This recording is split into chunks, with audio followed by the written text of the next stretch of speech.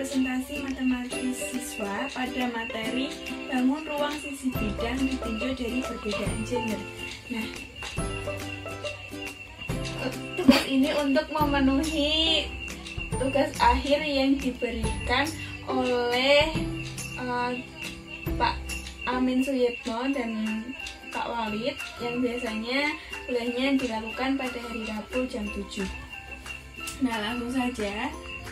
Di sini mengapa saya mengambil judul tersebut? Karena pertama, kemampuan representasi matematis ini termasuk dalam kemampuan matematis yang berpikir tingkat tinggi. Selanjutnya, representasi ini kan adalah suatu kemampuan yang menginterpretasikan juga menerapkan berbagai konsep dalam memecahkan masalah. Di sini juga ada kemampuan representasi dan pemahaman siswa ini kan masing-masing siswa berbeda. Nah, secara otomatis dari kemampuan representasi yang berbeda ini, kemampuan pemecahan masalah dari masing-masing siswa juga pasti akan berbeda. Nah, menurut STEM, dalam STEM menurut Tut, representasi anak perempuan ini kurang baik dilihat dari fenomena seluruh dunia. Nah, dari penelitian STUD ini, jadi ada kaitannya antara kemampuan representasi dengan perbedaan gender. Nah, dari sini saya mengambil judul analisis kemampuan representasi matematis siswa ditinjau dari perbedaan gender. Nah, di sini ada rumusan masalah yang saya ambil, yaitu bagaimana kemampuan representasi matematis siswa pada materi bangun ruang sisi bidang yang ditinjau dari gender. Nah, untuk kajian teorinya di sini ada 4 subbab, yaitu yang pertama pengertian representasi, yang kedua macam-macam representasi, yang ketiga ada pedoman perskoran, yang keempat ada perbedaan gender. Yang pertama ada pengertian representasi menurut Goldin, suatu konfigurasi atau bentuk atau susunan yang dapat menggambarkan, mewakili atau melambangkan sesuatu dalam suatu cara. Misalnya, suatu kata yang menggambarkan suatu objek dalam kehidupan nyata atau suatu angka mewakili suatu posisi tentang nilai ukuran dalam meteran. Selanjutnya, menurut Cole dan Noah dalam Surya, representasi adalah kemampuan yang harus dipunyai untuk menginterpretasikan juga menerapkan berbagai konsep dalam memecahkan masalah secara tepat.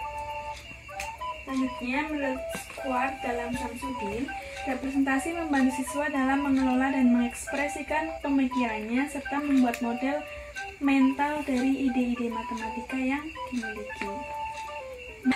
Menurut Kang dan Liu, representasi juga membantu siswa memahami konsep matematika abstrak serta digunakan untuk matematika masalah dengan representasi ganda yang membantu siswa dalam menganalisis masalah. Nah, di sini dapat disimpulkan bahwa representasi merupakan kemampuan siswa dalam mengekspresikan ide-idenya dalam menyelesaikan suatu masalah, baik dalam bentuk gambar, simbol maupun kata-kata. Nah, di sini ada macam-macam representasi.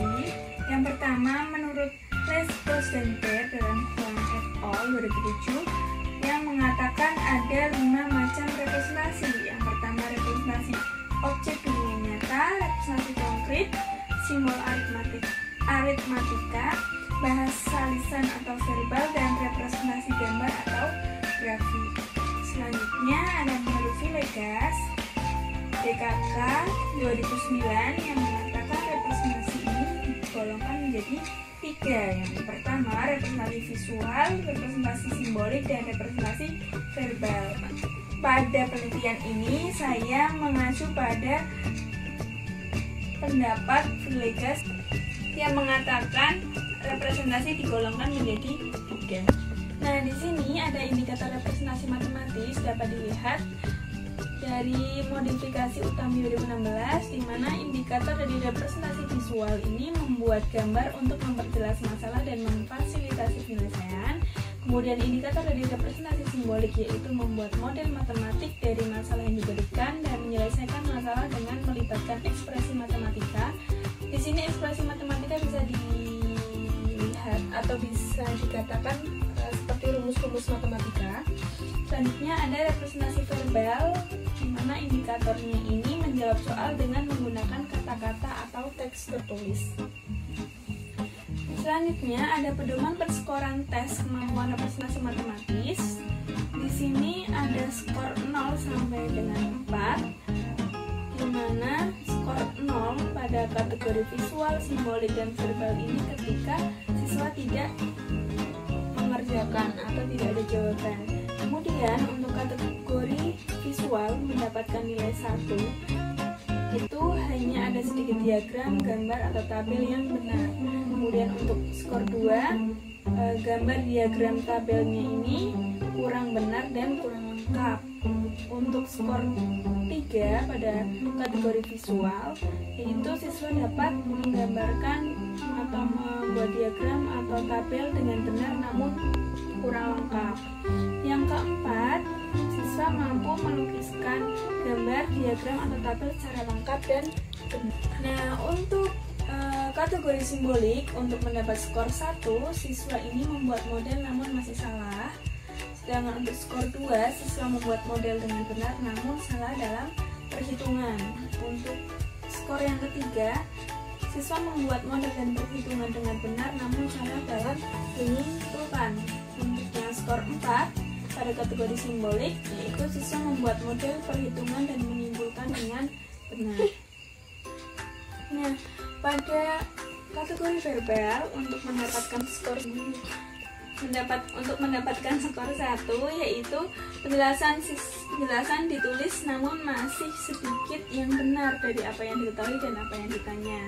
Selanjutnya untuk skor 2, yaitu penjelasan siswa ini sudah benar namun kurang sistematis. Untuk skor 3, penjelasan sudah benar, sistematis namun kurang lengkap. Dan yang keempat, penjelasan ditulis dengan benar, lengkap, dan sistematis. Ini menurut Hanifah dan Sutriyono di 2018. Nah, di sini ada perbedaan gender.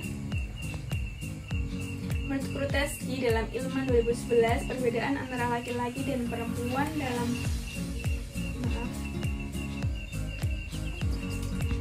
perbedaan laki-laki dan perempuan dalam belajar matematika, yaitu laki-laki lebih unggul dalam penalaran, perempuan lebih unggul dalam ketepatan, ketelitian, kecermatan, dan keseksama berpikir. Selanjutnya, laki-laki ini memiliki kemampuan matematika dan mekanika yang lebih baik daripada perempuan. Nah, perbedaan ini tidak nyata pada tingkat sekolah dasar, tapi akan lebih tampak ketika ke tingkat yang lebih tinggi seperti SMA atau ke jenjang perkuliahan. Selanjutnya, menurut Makobi dan Jacqueline dalam Zubaidah mengatakan bahwa laki-laki dan perempuan ini mempunyai perbedaan kemampuan. Yang pertama, perempuan ini mempunyai kemampuan verbal lebih tinggi daripada laki-laki.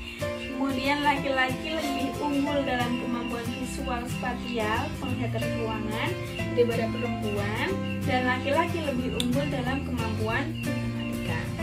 Nah, di sini ada metode penelitian di mana saya menggunakan deskriptif kualitatif, di mana untuk teknik pengumpulannya saya menggunakan observasi, tes tertulis, wawancara, dan dokumentasi. Selanjutnya untuk instrumen penelitian saya menggunakan tes tertulis, pedoman wawancara, dan pedoman perskoran. Selanjutnya sampel yang saya gunakan di sini adalah siswa kelas 8E MTS Ulun Huda Semarang dengan 6 siswa sebagai subjek utama. Dan di sini ada analisis data, saya menggunakan penyajian data dan penarikan kesimpulan atau verifikasi, serta keabsahan data saya menggunakan triangulasi sumber dan ketekunan pengamat. Di mana triangulasi sumber ini saya membandingkan dari hasil tes tertulis dan wawancara dari siswa. Nah, bisa dilihat di sini hasilnya.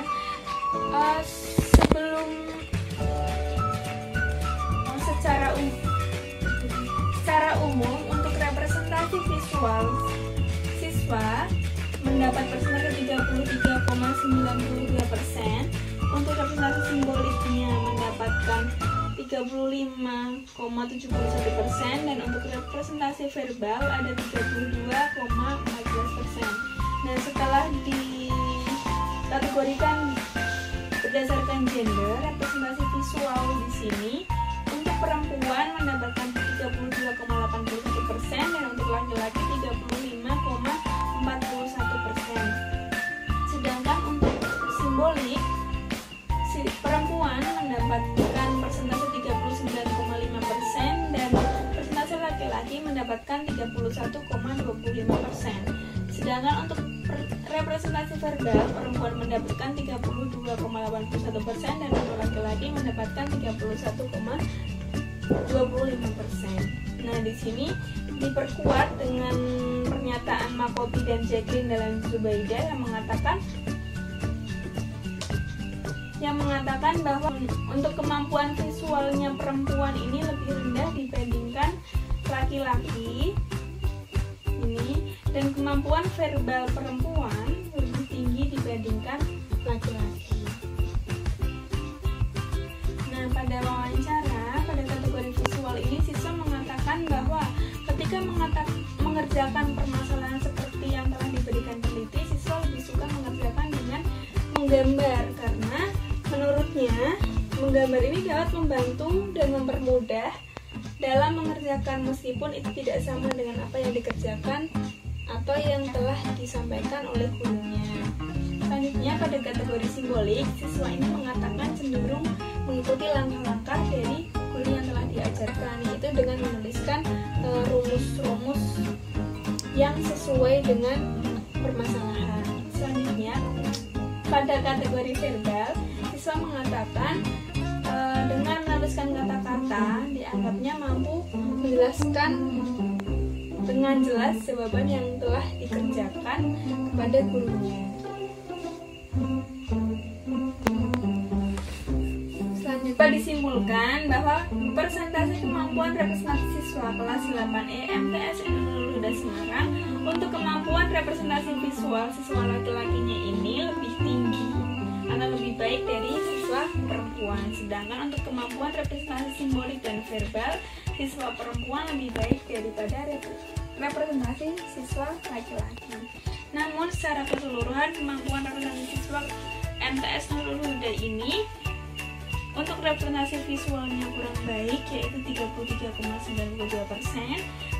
Representasi simboliknya cukup 35,71%, dan untuk representasi verbalnya kurang baik, yaitu 32,14%. Nah, untuk saran bagi pendidik dalam pembelajaran matematika, khususnya dalam pembelajaran bangun ruang sisi bidang, sebaiknya merancang pembelajaran tertentu yang dapat meningkatkan kemampuan representasi siswanya.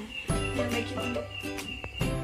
bagi penelitian sejenis, perlunya melakukan penelitian lebih dalam untuk mengetahui hubungan antara kemampuan representasi matematis siswa yang ditinjau dari perbedaan gender. Dan bagi peneliti lain, hendaknya penelitian ini dijadikan sebagai referensi untuk melakukan penelitian yang